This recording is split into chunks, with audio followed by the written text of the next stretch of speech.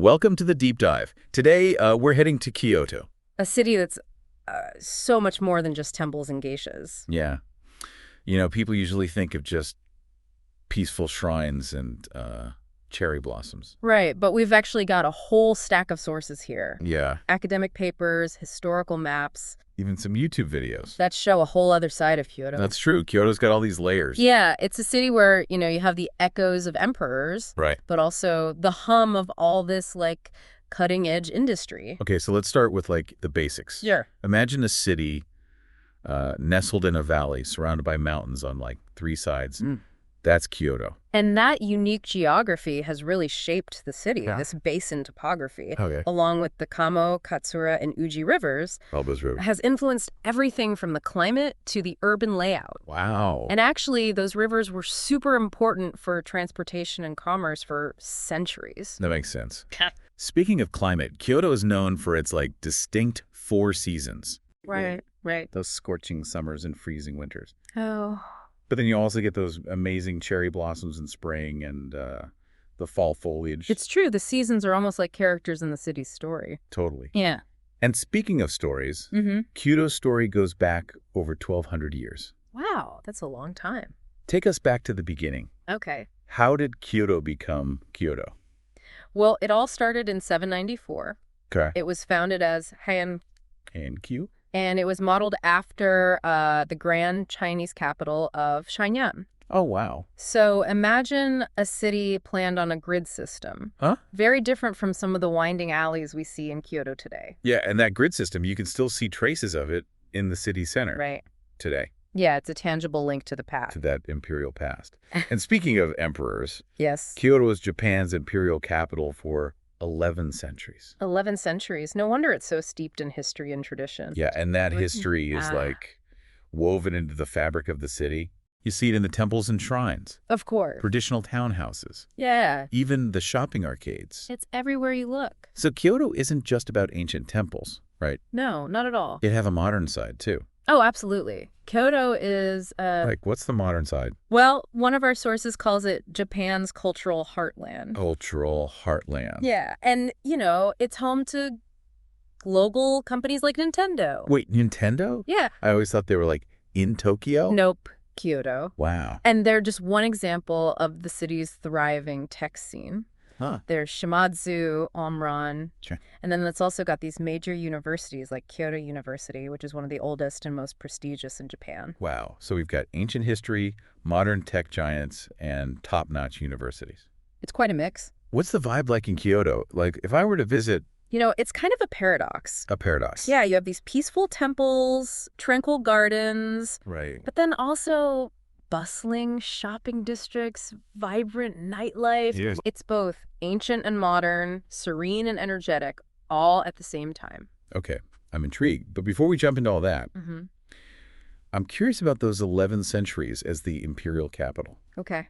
What were some of the defining moments that, shaped Kyoto's character? Well, you have to understand its history. Okay. And one event that really left its mark was the Funan War. The Kingdom War. It lasted from 1467 to 1477, Wow. and it basically destroyed the city. A whole decade of war. Yeah, Kyoto was a battleground, Wow. with samurai factions clashing in the streets. So how did it recover from that? Well, Kyoto has this remarkable ability to, rise from the ashes. Huh. After the Yunan War, it was rebuilt under the leadership of Toyotomi Hideyoshi. Okay. He was a powerful warlord who unified much of Japan. So even after that destruction, Kyoto was able to reinvent itself. Exactly. Wow. Hideyoshi expanded the city, created new streets, Okay. and he imposed those distinctive earthwork walls known as odoi. Odoi. Yeah. And he wasn't just focused on infrastructure. Okay. He was a major patron of the arts. Huh.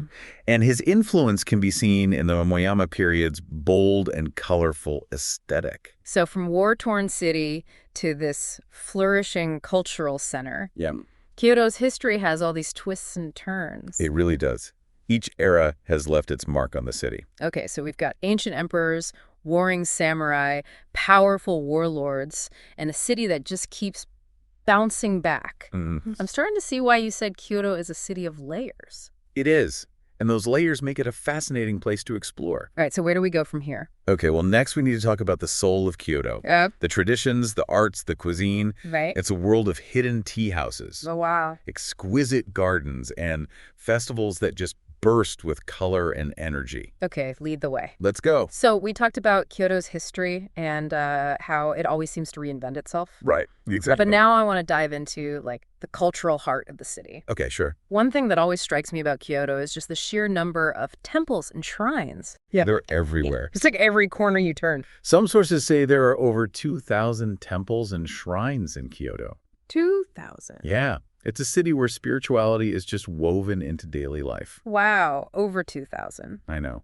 Where do you even begin to explore that many spiritual sites? Well, we can't cover them all, but let's focus on a few that really stand out. Okay. Ones that capture the essence of Kyoto's spiritual heritage. Okay, yeah, like what? Well, how about Kiyomizu-dera, the pure water temple? Kiyomizu-dera. Yeah, it's perched on a hillside overlooking the city. Okay. And it's known for its dramatic wooden stage that juts out over the slope. Oh, yeah, I've seen pictures of that. Have you? It looks like it's floating in midair. It does, right. Yeah. It's supported by these massive pillars. Wow. And it was constructed entirely without nails. No nails. Yeah, no nails. A testament to traditional Japanese carpentry. That's amazing. And the view from up there is breathtaking, Really? especially during cherry blossom season. So it's like a visual spectacle. It is. But it's also like a place of deep spiritual significance, right? Absolutely. Kiyomizu-dera is dedicated to Kannon, Can it? the bodhisattva of compassion. Okay. And it's been a major pilgrimage site for centuries. Ugh. People come to pray for all sorts of things. Like what? Good health, finding love. Finding love. Yeah. Maybe I should add that to my itinerary. Ah. So whether you're seeking spiritual enlightenment or just an incredible view, Right. Kiyomizu-dera is a must-see. It is. Okay, Kiyomizu-dera, with the stage and the views. Mm-hmm. What other architectural treasures should we add to our list? Well, you can't talk about Kyoto's temples without mentioning Kinkakuji, Kinkakuji. the Golden Pavilion. The Golden Pavilion. And that's an image everyone knows. It is. Yeah. Is it really covered in gold? It is. The top two floors Wow. are completely covered in gold leaf. Wow. And it sits on the edge of a serene pond, Okay. creating this dazzling reflection that just shimmers in the sunlight. It sounds magical. It is. What was its original purpose? Well, believe it or not, it was built in 1397 Okay. as a retirement villa for a shogun, Ashikaga Yoshimitsu. What? Yeah.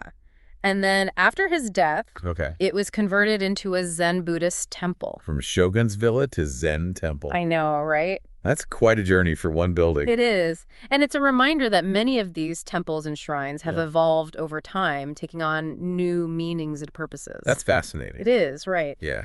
Okay, so we've got the drama and grandeur at Kiyomizu-dera Right. and golden opulence at Kinkakuji. Okay, what's next? Let's go to Kinkakuji, the silver pavilion. This silver pavilion, is that another one covered in precious metal? Well, not exactly. What do you mean? Unlike Kinkakuji, Right. Kinkakuji is known for its understated elegance. Okay. It was never actually covered in silver, Huh. So why is it called the silver pavilion? despite its name. Right. It's more about the harmony of its design Okay. and the way it blends with the surrounding moss garden. So it's like a study in contrasts. Yeah, The flashy golden pavilion versus the serene silver pavilion. exactly. They represent different facets of Kyoto's aesthetic. That's cool. Yeah, it is. Okay, so those are three iconic temples. Right. But I'm also curious about those traditional townhouses we talked about earlier, the makiya. Ah, the machiya. Yeah. They're essential to Kyoto's landscape. What do they look like? Imagine narrow wooden buildings with tiled roofs Okay. and latticed fronts lining these narrow streets. Huh. It's like stepping back in time. I love that. Yeah. Are these machiya just for show, or do people actually live in them? Many are still residential. Really? Yeah. Wow. Others have been transformed into shops, restaurants, guest houses. Okay. They offer a glimpse into a more traditional way of life. It's amazing how Kyoto preserves these historic structures Mm-hmm. while still adapting them to modern needs. Right. It's about finding that balance between the old and the new.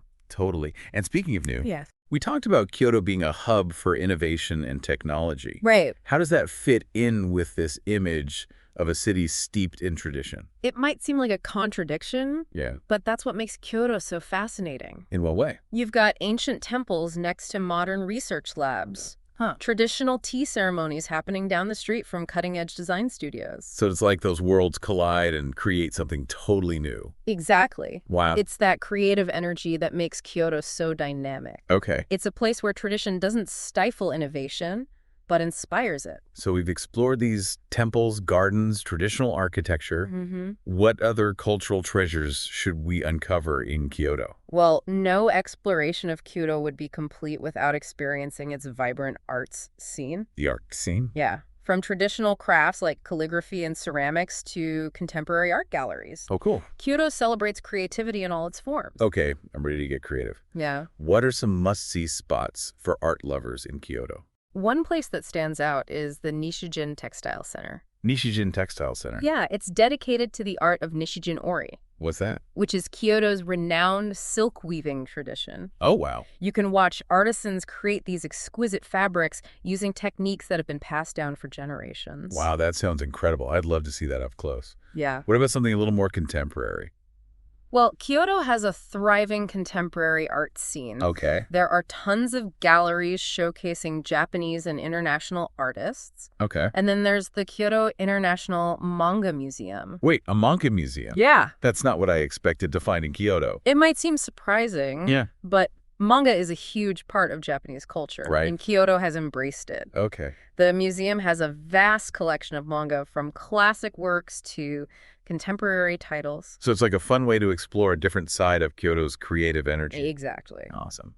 All right, so we've got traditional crafts, contemporary art, and even manga. What else? How about the geisha? Ah, the geisha. Oh, yeah. Those iconic figures kind of shrouded in mystery. I know, right? I'm curious to learn more about the reality behind the stereotypes. Well, in Kyoto, they're called gaiko, Geiko. and they're not just beautiful women in kimonos. What are they then? They're highly skilled artists, Okay. trained in traditional music, dance, and conversation. Huh. They're keepers of a rich cultural heritage. Where can you experience that world? The world of the Geiko. Well, Gion is the most famous district associated with Geico. Oh. Yeah, it's a historic neighborhood Wow. with traditional tea houses where you can, if you're lucky, Yeah. witness a Geico performance. It sounds like a glimpse into a world that's usually hidden. It is. Yeah. And it's a reminder that Kyoto's cultural richness goes beyond those obvious tourist attractions. Right. There's a whole world of tradition and artistry waiting to be discovered. Okay, we've covered temples, art, and Geiko. Mm-hmm. What about food? Oh, Kyoto is a foodie's paradise. It is. We already mentioned kyuriasai, those unique local vegetables. Yeah, the vegetables. But there's so much more. Like what? Like kaiseki, I mentioned it earlier. Yeah.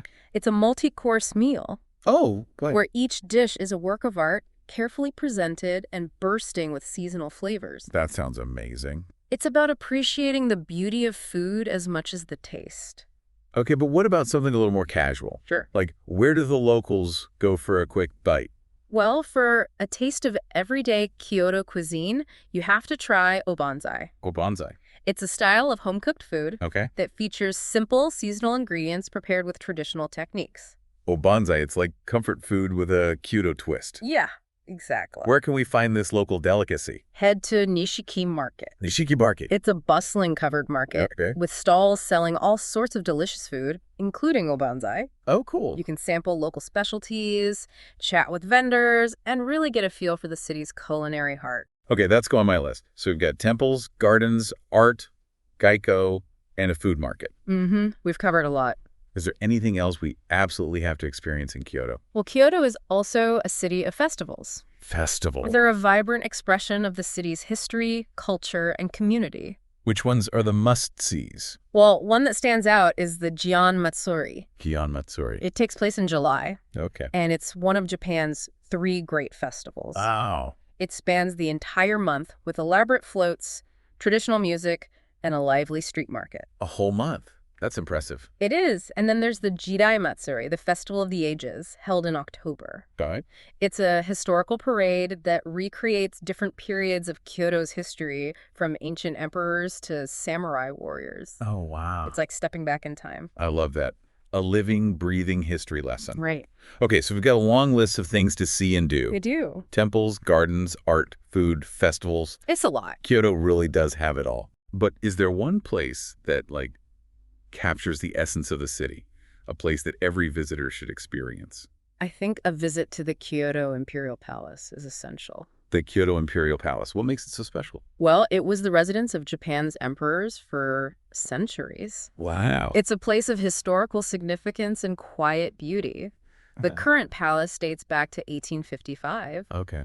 and the surrounding gardens are this tranquil oasis in the heart of the city. Okay. Walking through those grounds, you can almost feel the weight of history all around you. It sounds like a powerful experience. It is. A place to connect with the soul of Kyoto. Exactly. And it's a reminder that beneath all the layers of culture and tradition, Kyoto is a city with a deep and enduring history. Okay, so we've covered a lot of ground in our Kyoto deep dive. We have. From ancient temples to bustling markets. It seems like this city has something for everyone.